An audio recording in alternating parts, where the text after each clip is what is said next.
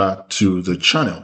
All right, now this is going to be our first project, all right, in the project series that we are starting on this channel. All right, we are basically starting a series that will be dedicated to just, project, because I mean, for some people, they just want to do as many projects as they can lay their hands on.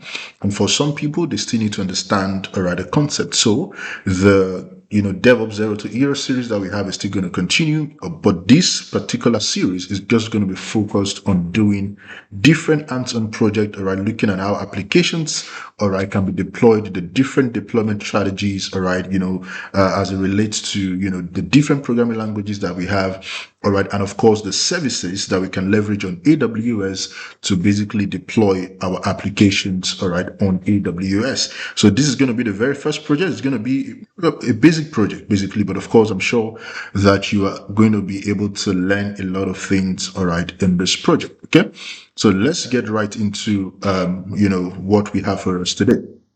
Now, basically, what we want to do is to deploy, a basic Node.js application, all right, on AWS. So we want to deploy a Node.js application on AWS. That's what we want to do, basically.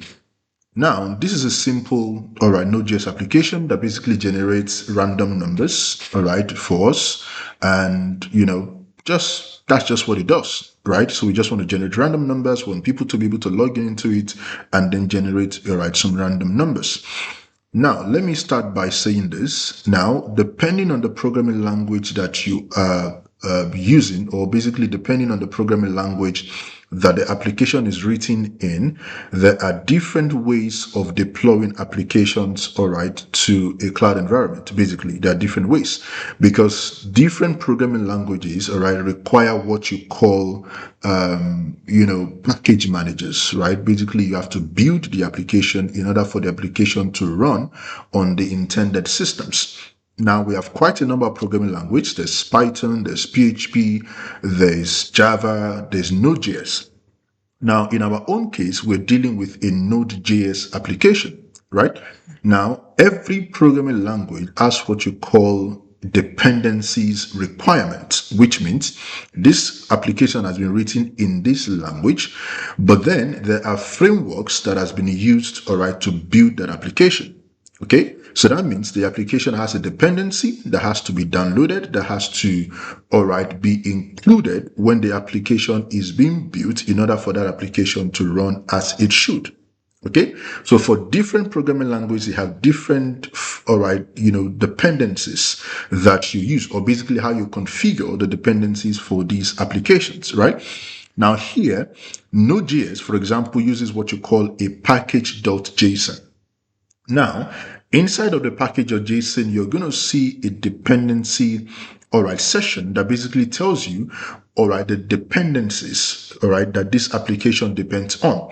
Now, let's try to understand what a dependency is. Now, a dependency basically means what the application requires, all right, in order for it to run efficiently as you intend, right? Now, for example, let's take a meal, for example. You want to cook a meal, right? It doesn't matter the kind of meal you want to cook, but that meal will require what you call, condiment or ingredients or recipes, or in order for you to be able to bring out the meal and, of course, to give you that taste that you want. Okay. Now, let me use the Nigerian jollof rice as an example. Okay. Now, rice is just like the main, thing, okay, in that particular meal. But of course, the jollof rice is not going to come out. It's not going to give you that taste if there are certain ingredients that you do not mix with that rice, okay? So those ingredients, those condiments are the things that you refer to here as dependencies, which means these are the things that I must bundle with my code. These are the things that my application requires, all right, to function. So that means if these dependencies are missing, if they are not built, all right, together with my application, then my application will run into error. It won't, give me what I expect. It won't run as I intend for it to run. Okay, so the same way, if you don't put the right recipe in your meal, that meal will not taste the way you want it to taste. Okay, so that is basically what a dependency is. So for different applications like Java, for example, when you're dealing with a Java application and you want to build your Java applications in Maven, for example, right, it uses what you call the pom.xml. Inside of the pom.xml, you have, all right, all the dependencies listed out for you. Okay, so for example, now if I go, for example, your Java application also, all right, uses what you call a pom.xml. Right now, if you look at this pom.xml, it also lists out the different dependencies that this Java application needs to function. Right. So, for example, here you can see that this application needs a Spring Boot framework, all right, as one of the dependency. It requires MySQL as one of the dependency. Basically, this Java application will be connecting to a MySQL database in order to store, all right, its data. Right. So, if you look at it here, you have some Amazon SDK as part of the dependency. All right, you also have some, other things as dependencies. So these dependencies are basically, all right, tools, all right, okay, that your application needs to work, to function. Because, sometimes your application needs to communicate with some other applications, okay? And then you need a dependency for that to happen. Right? Your application needs to communicate with a database, right? So there's a dependency that is required in order for that connection to be established, okay? So that is basically what a dependency is. And for the different applications that we have, depending on the programming languages or the programming language, you require a dependency file, all right, that will tell okay, that this application needs this, and then you have to download those dependencies in order for your application to run, all right, as it should. So in our own case, we're dealing with a Node.js application, and then the file, the dependency file, is called package.json. So inside of the package.json, that is where we define the dependencies that our application requires.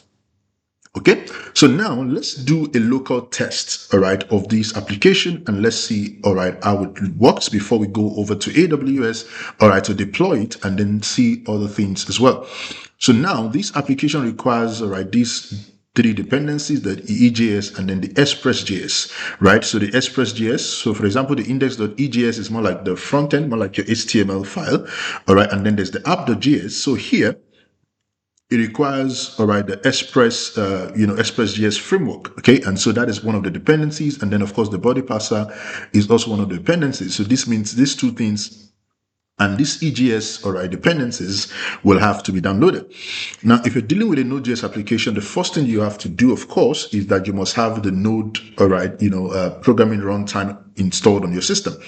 Okay, so for example, if you're using a Windows machine, you can actually go to Chocolatey, all right, to download that, okay, on your system. So for example, I can come here, all right, and then I can go to Chocolatey and then go to packages, for example, and then here I will look for Node, all right, JS. So search for that. And then right here, I can see the Node.js application here, and then I will download this. Okay, copy that, open your PowerShell. For example, you can open up your PowerShell. All right, you run your PowerShell as administrator. Okay, and then you can just do this, just copy this, paste it here, and then you install it. Now, when you install this, it actually comes with the npm, installation as well. All right, so this will install Node.js and will also install npm, all right, for you. Now, what is npm? Now, npm is basically the Node package manager. Okay, so like I explained earlier, you have the dependency file, and then you have what you call the package manager. So the package manager is basically, all right, that application that helps you to manage all your packages. So the npm is what is responsible for downloading, all right, all the dependencies that our application needs, all right, to function. So how does that work?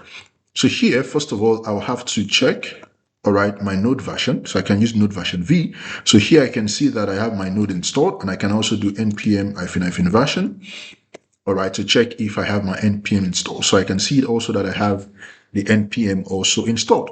So how do I test this application locally? Before we deploy it to AWS, how do I test it locally? So here, the first thing I'll have to do is to change directory into where my application is. So my application here is inside of the app basic, right? So I have to change directory into that particular folder, which is this one, app-basic.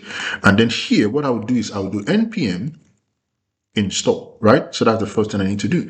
Now, this command is going to download all of the dependencies. So basically, it is going to read, all right, my package.json, right? It's going to read my package.json, and then it's going to create two files, all right, for me. So here I can see that I have a package-log.json, which basically, all right, will install, all right, certain things, okay, for me by default automatically, all right. And here I can also see that I have my node modules. So these are all of the dependencies, all the frameworks and everything that have been defined, all right, inside of my, application, all right, that my application needs to function. So everything has been downloaded, all right, for me. So I can see that I have the node modules, which of course we didn't create that by default. It was actually generated by this npm install. And here you can see that it says here, it says it has added 80 packages, audited 81 packages in 4 seconds. And then of course, there are no vulnerabilities in our application. So that's a good one. All right. So now that we have installed, all right, all the packages and dependencies that the application needs to function, we can actually come here to say npm, all right, start. Now, when you say npm start, of course, it's going to say nodejs, all right? So it's going to start, basically, it's going to run this app.js. And then, of course, this application is running on port 3000. So which means I have to access my application, all right, on port 3000. So here, I can come here, right here, and then just say localhost, all right, 3000. So now that will give me this application here. So I can see the application non-combo. All right. I mean, it was a friend actually that shared this application with me. So I just thought to, share with us as well and then walk us through, all right, this application. Okay. So this is non-combo. And then this is the string length and then the number of combinations, right? So here, if I type 5 and I say I want a combination of 5 or so the string length is going to be 5 and then the number of combination also is going to be 5. So that will generate like 5 different numbers for me, okay? So I can click on generate and then it generates, all right, these numbers for me, basically combining, 1 to 0, all right, 1, 2, 3, 4, 5, 6, 7, 8, 9, 0, all right? And then it's giving me all of this. Now I can clear the result as well and then generate as many numbers as I want. All right. Now, one thing I want us to look at here is now, for example, let's say that you want to store, all right, every number that is generated by this application. Let's assume you want to store these numbers in a database. All right. And then you also want to, for everybody that uses this application, you want them to put in a username and then you want them to generate the numbers against their names. And then, of course, you want to keep that record in a database. All right. What do you do? How can you go, all right, about that? Right? So because, this is just generating numbers for us locally, but then we want it in such a way that we want a username and then generate a number. That number should be associated to the user. And then the number and the user ID should be stored, all right, in a database. So how can we, all right, achieve that? So now we're going to go over to AWS. We're going to set up our EC2 instance and we're going to see how exactly, all right, we can do this and then connect this application to a database, all right, that will store all of the numbers generated, all right, and append that to the user, all right, that generates that number. Okay. All right. So let's go here. So I'm going to launch, all right, a very T2 micro instance. So I'm going to come here. Okay. And let's just call this num-gen. All right, let's just call it num-gen, right? So I'm going to go with EC2. I'm going to go with Ubuntu here, all right, using the latest version of Ubuntu 24.04. And we're going to stick with the T2 micro, all right? Now, if you're not, familiar with some of these, I will advise that you just go through our DevOps, 0 to Hero playlist, all right, where we have, dedicated courses on how to, understand some of the things here. But of course, if you're somebody who have done, something on AWS before, I believe you should be familiar with whatever it is that we're doing here. But if you're not, you can leverage the DevOps 0 to Hero series that we have running on the YouTube channel, all right? So here, of course, if you don't have a key pair, you can create one here. All right, just click on create a new key pair, enter the name of the key pair, create it, and then it will prompt you to download, all right, the public key, all right, on your own system or the private key, whichever one. Okay, but then I have one here, so I'm going to select that. And then I'm going to select an existing security group, which I have created already. Okay, so here I'm assuming that, of course, you know how to create a security group already. Okay, but if you don't have anyone, you can come here to create and then just specify the port you want to open up and all of that. So, but then I have one already, so I'm going to just go with that. And then I'll say launch instance, right? So my instance is up and running. Okay, so let's just refresh that. So my instance is up and running, but a few things that we need to check because our application runs on port 3000, right? So I have to go to security, okay, and then check that. So here I see that I have only 2 ports opened up. So there's 22 and there's 80, right? I don't have port 3000 opened up here. So let's do that so that we don't forget. So here I'm going to click here, all right, to open up my security group. All right, and then here I will click on edit inbound rows. All right, so click on inbound rows, click on add rules, and then of course it's going to be a custom TCP. So the port that we want to open up is 3000. I want to open that up, all right, to everybody. Okay, I mean anybody can access our application, all right, on port 3000. So I'm going to save rules, and then I'll go back, all right, to my instance. So now I need to connect to my instance to start, all right, my application deployment, right? So click on connect. We're going to be using SSH client. So I'm going to copy this example here. All right, and then I'm going to open up the terminal on my system. All right, so let me navigate first to where I have my key downloaded. So this is the location where my key pair, all right, is downloaded. So I'm going to navigate to that, and then I'm going to open up, all right, my EC2 instance. I'm basically connecting to that now. So now I've been able to connect to my EC2 instance. Okay, I mean, this is my EC2 right here. Now, what is the first thing that I need to do? Of course, I need to install Node.js and I need to install NPM, right? That's the first thing I need to do because my application runs, all right, on Node.js. So Node.js has to be installed on my server before I can run my application, right? So I'm going to, first of all, I'm dealing with Ubuntu. So when you're dealing with an Ubuntu operating system, the first thing you do is to update your package manager, right? So sudo apt update. That's the first thing I need to do. And by the way, we also have a dedicated, all right, course in our DevOps 0 to Hero series that talks about, Linux operating system. You can also do well, all right, to watch the playlist, all right, to have an understanding of, the sudo apt update command that we just ran, all right?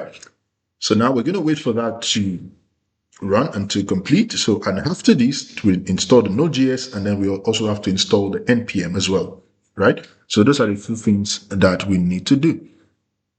So let's allow these to finish here. So I'm just going to pause and wait for this to complete. Done. Okay, so now the next thing we need to do is to say sudo, all right, apt install. So I'll say Node.js and then I'll say npm. So I'm installing these two, all right, applications. So Node.js and then npm. Now on Windows, when you install Node.js, it comes, all right, with npm. But of course, in Linux, you have to install Node.js and you have to install npm, all right, separately. Okay, so I'm going to run this. And of course, this is going to, install the two, all right, packages on our system. So I'm going to pause here as well. And then once all this is done, I'll resume, all right, my recording.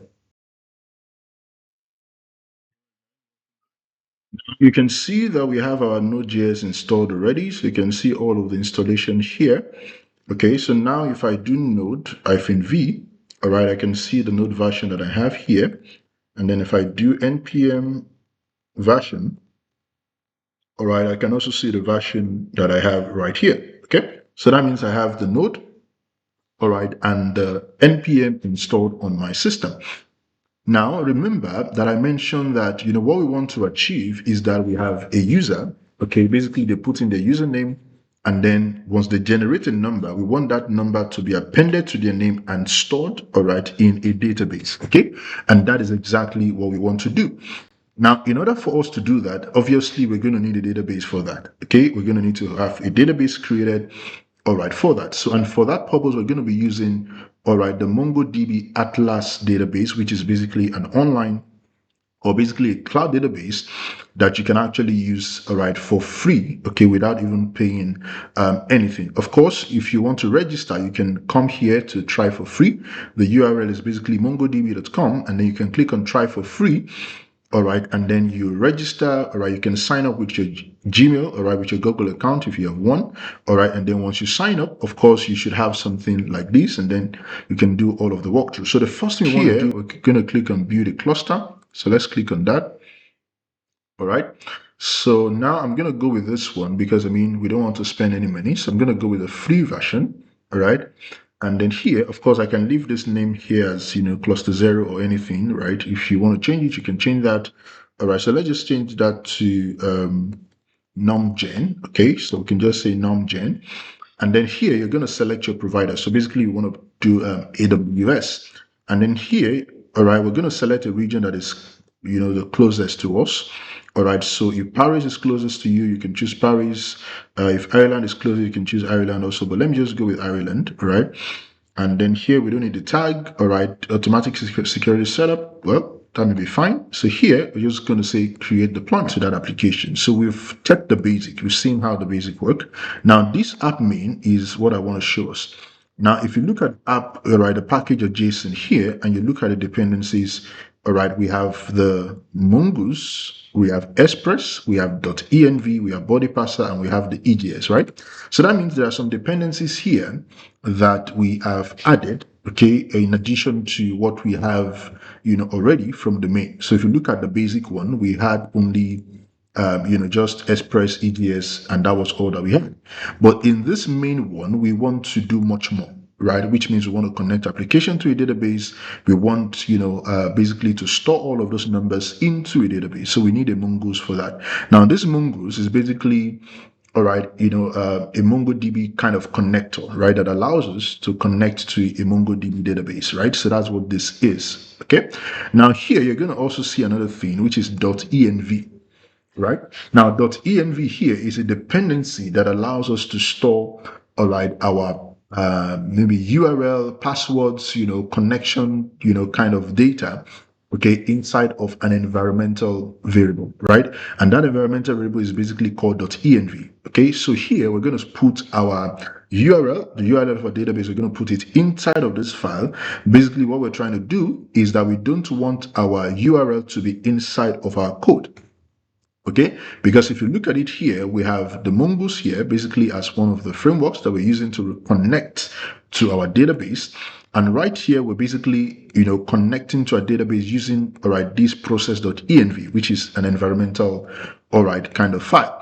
And then inside of that environmental file, which we have called mongo_URL, all right, we have the link to our database there with the username and the password. Okay, so basically what we did with the env is to say that we do not want, all right, the URL, the username, and the password of our database connection to be inside of the code, all right, itself. We want to put it into an environmental variable that we can reference inside of our code, right?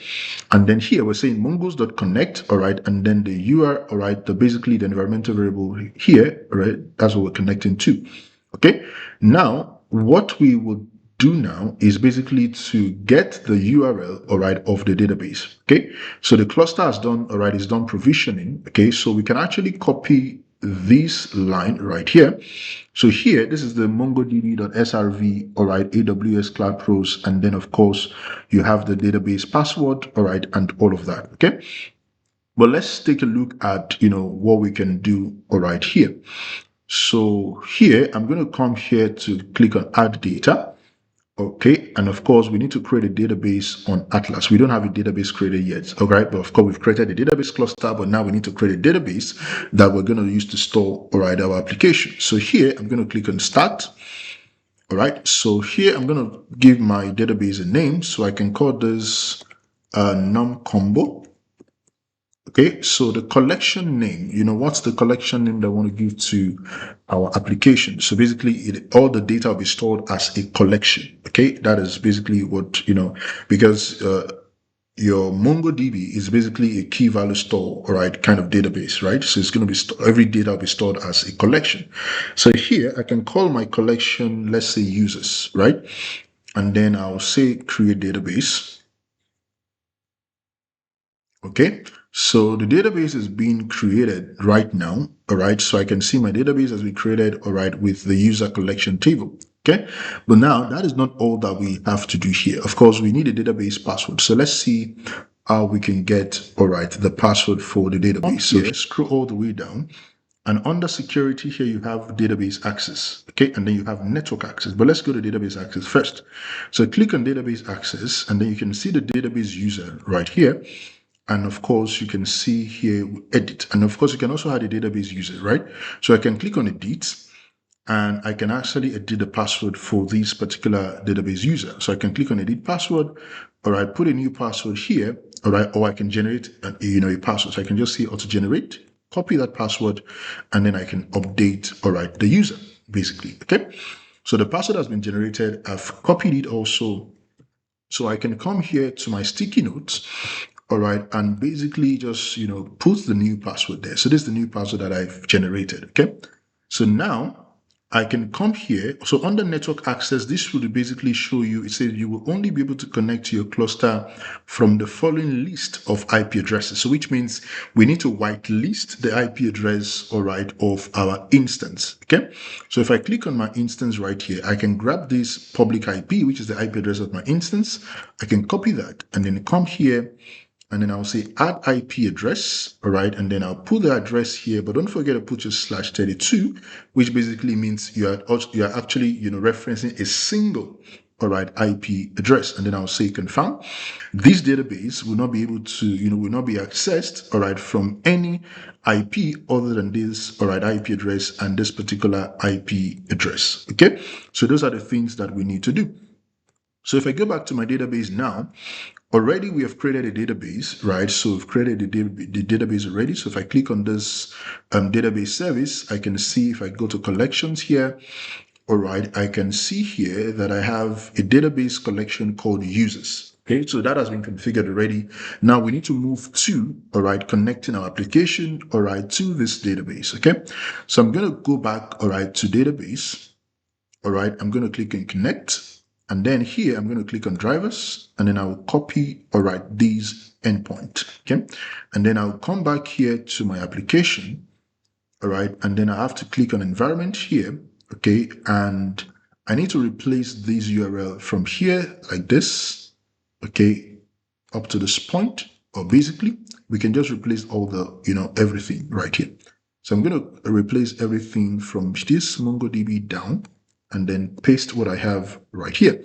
So my database cluster name is numgen, okay, and my password, I need to replace that with my generated password. So I'm going to copy this one.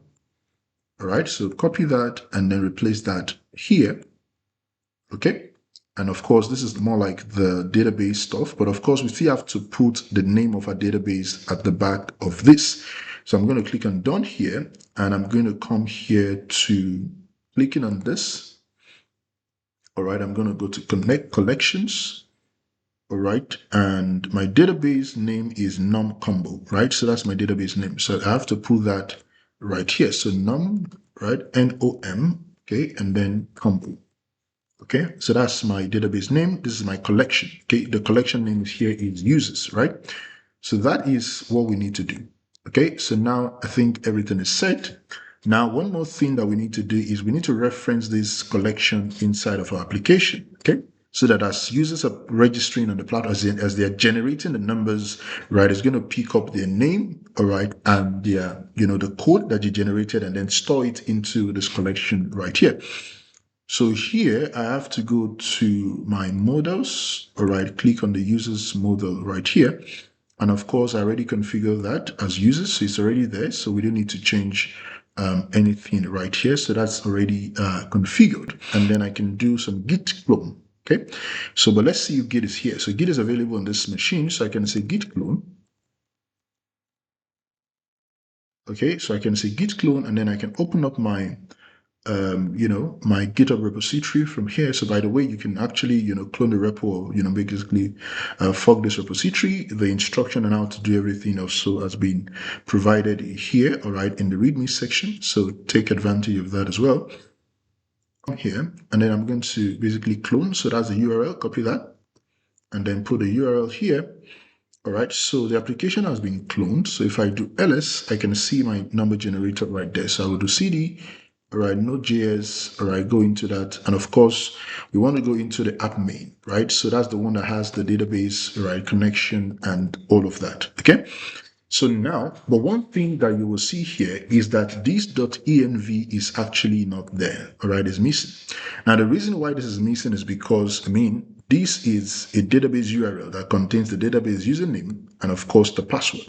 If you check this into your repository, then your database can be compromised. So it's actually not good practice. Okay. So in the next video, what we're going to see is how can we protect this, all right, credential such that we can check, all right, our credential into the Git repository without exposing, okay, the database password and the database username, all right, using a service on AWS called parameter store. Okay, so in the next video, we're going to see exactly how we can do that. But in the meantime, I'm going to copy this, all right, and then I'm going to create a .env file right inside here. So I'm going to say vi, all right, .env. And basically, I'm just going to paste, all of that URL right here. And then I'll save that. Okay. And then if I do ls, of course, it's not going to be visible because anything that starts with an env, all right, in Linux is actually regarded as an hidden file or a hidden folder. Okay. But if I do ls-a, I can see my .env right here. So now everything is set. But of course, the first thing I need to do is to do what? npm. All right. So it's say sudo npm install. Okay.